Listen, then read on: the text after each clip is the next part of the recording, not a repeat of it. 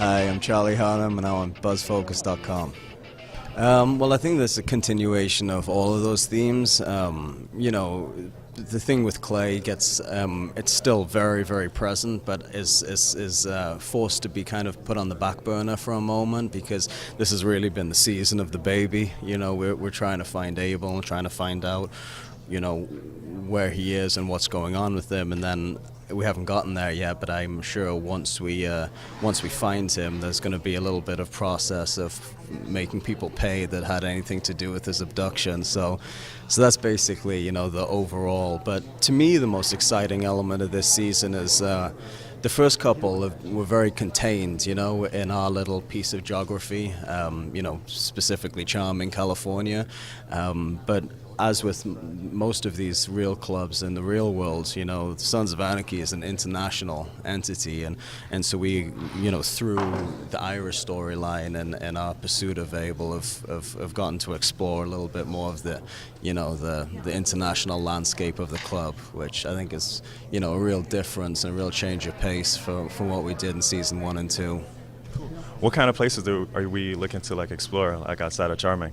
There'll definitely be a little bit of an exploration of Belfast and everything that goes with, traveling to Belfast, with the turbulence that has troubled that region for years and years, and we're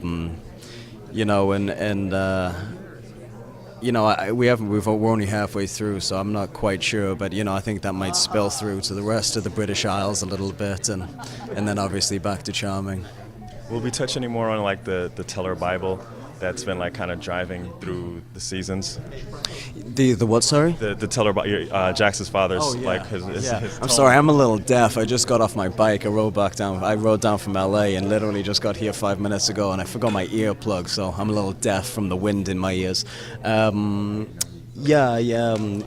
definitely will be, particularly.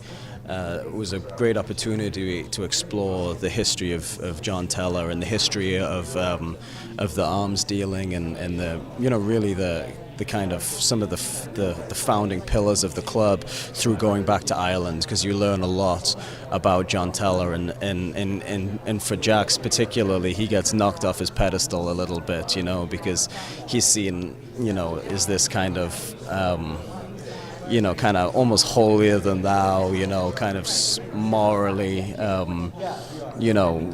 kind of elevated guy in my mind, in reference to some of the rest of the guys from his generation in the club. I think that, that kind of golden image that I have of him gets shattered a little bit by some of the dirty, dark secrets I find out he's been hiding, and that all comes out in Ireland too.